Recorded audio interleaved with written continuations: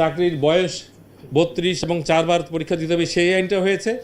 একটা শুধু যেটা আজকে কোনো পত্রিকার জন্য আমি দেখলাম কভার করেছে, সেখানে তথ্যটা একটু বিভ্রান্তিকর আছে। সেটা হলো আজকে ক্যাবিনেটে একটা মিটিং আছে সচিব কবির, সেই মিটিংয়ে একটা এজেন্ডা থাকে, সেখানে এটা যাবে। এখান থেকে আমাদের এই জনপ্রশাসনের এই বিজ্ঞাপনটা যাওয়ার, সেখান থেকে এটা যাবে লেজিসলেটিভে। লেজিসলেটিভ থেকে আবার আমাদের এখানে আমরা সামারিটা দেবো চিফ অ্যাডভাইজারের, সামারি অ্যাপ্রুভ হয়ে গেলে যখন পিএসসিকে আমরা দিব, দেওয়ার পরের দিনই তারা রেডি হয়ে বসে আছে বিজ্ঞাপন দিতে পারবে। এটা হলো ফার্স্ট বিজ্ঞাপন দিলে। আমরা এবার বলছি 2 বছর লাগাবেন না।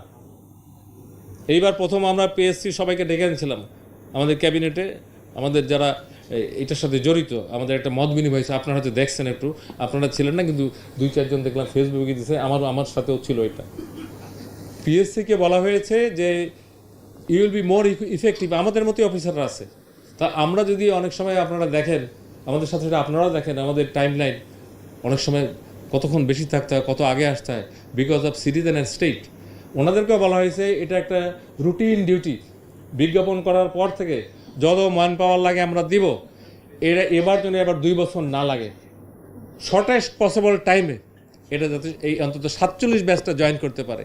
আর আগেরগুলো যে আমি ব্যাখ্যা দিলাম, সেগুলো তো তাদের হাতে, যত তাড়াতাড়ি করবে অত তাড়াতাড়ি জয়েন করবে, তাদেরগুলো নিয়ে আর কোনো কথা নেই, যে দে আর অল আন্ডার প্রসেস। 18,154 জন। ব্রেকআপটা আমি পরে বলছি, ব্রেকআপটা দেখলে আপনি বুঝবেন সর্বশেষ। এবং এটা একটা ব্রেকআপ আমরা করে এনেছি ব্যাচ ওয়াইজ। 18,149 43তম বিসিএস, যেটা অলরেডি 1 জানুয়ারি 2025 যোগদান করার কথা, তাদের ব্যাপারে সর্বশেষ এনএসআই এবং ডিজিএফআইয়ের মাধ্যমে একটা অধিকতর যাচাই চলছে। এবং এদের যাচাইটা আমরা এই মাসের মধ্যেই চেয়েছি। যদি সামনের 15 দিনও লাগে, তাহলে আমাদের যে ডেট 1 জানুয়ারিতে আমাদের এই 43তম ব্যাচের কর্মকর্তারা সরাসরি বিসিএসে জয়েন করতে পারবেন বিভিন্ন ক্যাডারে। This is number 1। নাম্বার 2, 44তম ব্যাচ।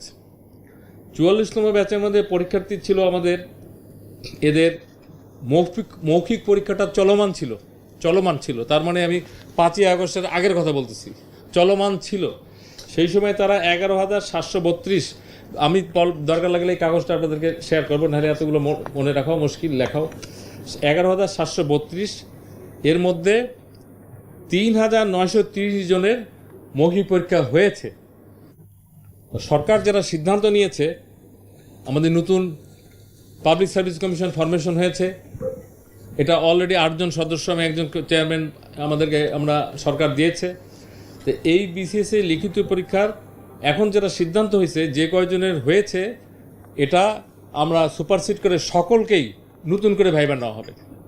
অতএব এই আমাদের 44তম বিসিএসএ 11,732 জন প্রার্থীর পরীক্ষা নতুন করে নেওয়া হবে। এবং আপনারা জানেন viva board is a very sensitive. এখানে নিজস্ব লোক থাকে, সাবজেক্টের লোক থাকে, সরকারের লোক থাকে। এই জায়গায় একটা নার্ভ কাজ করে। এবং এই যে 5ই আগস্ট অথবা 8ই আগস্টের পরিবর্তিত সরকারের পরিপ্রেক্ষিতে যে সরকার গঠিত হয়েছে, সেই সরকারের পালসের আলোকে এই কমিটিগুলি কাজ করবে। এটা হলো 44। 45 বিসিএসের প্রিলিমিনারি পরীক্ষা হয়েছে। প্রিলিমিনারি কতজন? 12,789 জনকে নেওয়া হয়েছে।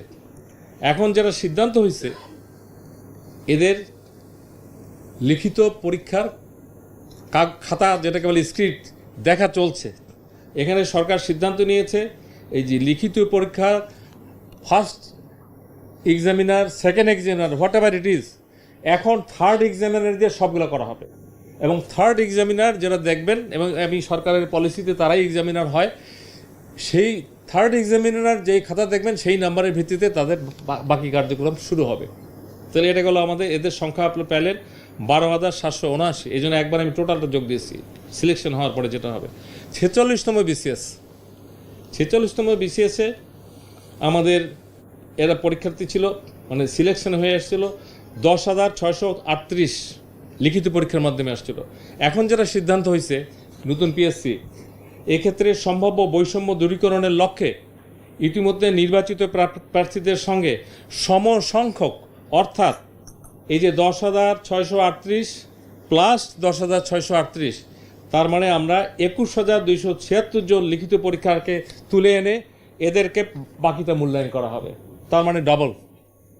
যেখানে ছিল হয়তো একটু সময় লাগবে, but it will be process, এবং কোনো কোশ্চেন না থাকে, বিতর্কিত যাতে নিয়োগ না হয়। 47তম বিষয় যেটা নিট অ্যান্ড ক্লিন, এটা দেওয়ার জন্য আমরা প্রস্তুত। আপনারা জানেন পিসিএ ফরমেশন করার পরেও দু একটা বিষয় আছে, সেটা আমি পরে বলি। এখানে 3,487টি পদের বিজ্ঞপ্তি জারির পর্যায়ে। এটা আমরা পিএসসি ফার্স্ট বিজ্ঞপ্তিটা দিলেই এই বিজ্ঞপ্তিটা দিবে 3,487 জন। তাহলে এই টোটাল আমরা দেখেছি আমাদের ক্যাডার এবং বিসিএসের একটা দেখবেন যে নন ক্যাডারও থাকে, এই দুটা মিলে হলো 18,149। ক্যাডারে হলো 12,710, নন ক্যাডারে হলো 5,439। এই হলো আমাদের একটা তথ্য শেয়ার করলাম যে দীর্ঘদিন ধরে মানুষ চাকরি এবং বিসিএস ফরমেশন অনেকগুলো হয়েছে, সরকারের সর্বশেষ অবস্থান আমি আপনাদের মাধ্যমে জানালাম। এটা হলো একটা বিষয়।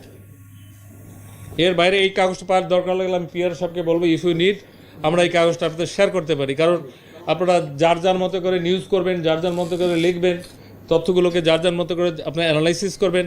এই লিবার্টি ইজ ইয়ার্স। নাম্বার 2 হলো যে বিষয়গুলো একটু জরুরি, অনেকেই প্রশ্ন করেন, অনেক সাংবাদিক ইন্ডিভিজুয়াল করেন, অনেকের জানতে চান, আপনাদের মাধ্যমে জানতে চান, অনেকে আমাদের এখানে দল বেঁধে এসে জানতে চান। এটা হলো বাস্তবতা, কারণ দীর্ঘদিন ধরে এগুলো হচ্ছে না, তো হয়নি। তো বিসিএস রিক্রুটমেন্টের ব্যাপারে আমাদের কয়েকটা বিষয় সিদ্ধান্ত হয়েছে, যেহেতু ক্যাবিনেট সেক্রেটারি আমাদের নতুন যোগদান করেছেন।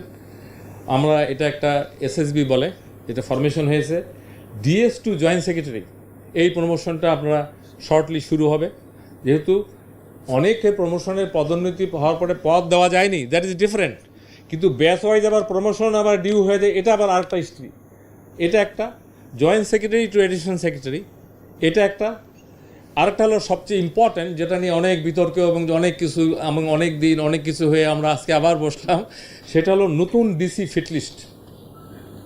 এই কাজটা শুরু হবে, এবং এই কাজটা আমরা গতবার যেরকম তাড়াহুড়া দিনে রাতে মানে আনলিমিটেড একটা সিচুয়েশনে কাজটা করতে হয়েছে, there are lot of labs or whatever it is, আপনারা যেভাবে বলেন, মাঠ কিন্তু এখন ভালো। আমরা অনেক ডিস্ট্রিক্ট বিবিএ কমিশন ট্যুর করেছি, দে আর ফাইন। তারপরও সরকারের সিদ্ধান্ত, আমরা নতুন ফিটলিস্ট করে নতুন ডিসি এগুলো আমরা দেওয়ার চেষ্টা করবো, এবং এই কাজটা এসএসবির মাধ্যমে শুরু হবে ভেরি সুন। আচ্ছা, বঞ্চিত যারা অতিরিক্ত সচিব প্রমোশন পেয়ে হয়েছেন, 13 দিনে 3 প্রমোশন, ইট ডাজন্ট ম্যাটার, তারা সারা বছরই বঞ্চিত ছিলেন। এই বঞ্চিত যারা অতিরিক্ত সচিব হয়ে চাকরির শেষ প্রান্তে, তাদেরকে সিদ্ধান্ত হয়েছে যে গ্রেড 1 দিয়ে তাদেরকে, মনে করেন 15 দিন আছে, 1 মাস আছে, 2 মাস আছে, এই বঞ্চিত সকল কর্মকর্তাকে আমরা গ্রেড 1 দিয়ে বিদায়, এই একটা সিদ্ধান্ত। এটা আমি মনে করি অনেকেরই মনের দুঃখ, প্রমোশন হবে এবং সামাজিকভাবে, পারিবারিকভাবে, আর্থিকভাবে তারা বেনিফিটেড হবে। এইটার জন্যই মানুষ চাকরি করে, এবং এটার জন্যই মানুষ, আমরা অনেক কিছু দাবি ইত্যাদি দাবি করার আগেই যেতে হয়, যেন সরকার আমরা এটার সিদ্ধান্ত নিয়েছি। আরেকটা হলো আধার ক্যাডার, এদের এন্ট্রি এবং কিছু বিধিবিধান আছে। আধার ক্যাডারের প্রমোশনটা বিধি মোতাবেক প্যারালাল শুরু হবে। অতএব আর নতুন করে দল বেঁধে দাবি করার কিছু নেই। যে বিষয়গুলো অলরেডি আইডেন্টিফাইড, সেই বিষয়গুলো সরকার স্বচ্ছতার সাথে বিধি মোতাবেক যার যতটুকু প্রাপ্য এগুলো যাতে পায়, সেই বিষয়ে আমরা কাজ করছি। আজকে যেহেতু আমরা এটা নিয়েই কথা বলছি, এটা নিয়ে আপনাদের প্রশ্ন থাকতে পারে, অথবা আপনাদের কোনো, আমরা কি বলবো, যে যারা এর চেয়ে বেশি জানেন, টু বি ফ্র্যাঙ্ক আমাদের চেয়ে বেশি কিন্তু সাংবাদিক ভাইরাও অনেক সময় জানে। আমি হয়তো যে খবরটা আজকে জানি, অনেক সাংবাদিক ভাই বলে যে স্যার আমি যেটা গতকালকেই জেনেছি। আই রিয়েলি অ্যাপ্রিসিয়েট আপনাদের অনেক সাংবাদিকরা যারা অনুসন্ধিৎস, এটাকে কি বলে, যে সাংবাদিকতা করেন, হ্যাঁ, থরো, তারা কিন্তু ন্যাশনাল ইন্টারন্যাশনাল অ্যাওয়ার্ড অনেকেই পান।